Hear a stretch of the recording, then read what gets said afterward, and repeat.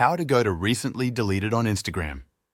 This feature allows you to recover or permanently delete posts, stories, reels, and IGTV videos that you have deleted within the past 30 days. First, open the Instagram app on your phone and go to your profile by tapping on your profile icon at the bottom right corner of the screen. Next, tap on the three-line menu in the upper right corner to open the Settings menu. From the list of options, select Your Activity.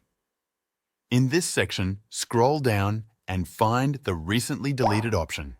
Tap on it to see all the posts, stories, reels, and videos that you have deleted. If you want to restore a deleted item, like here I want to restore this story, tap on it, then tap the three-dot menu and select Restore. If you want to permanently delete an item, select Delete instead. Keep in mind that deleted stories remain in this section for 24 hours, while other content stays for up to 30 days before being removed permanently. That's how you can see your recently deleted on Instagram.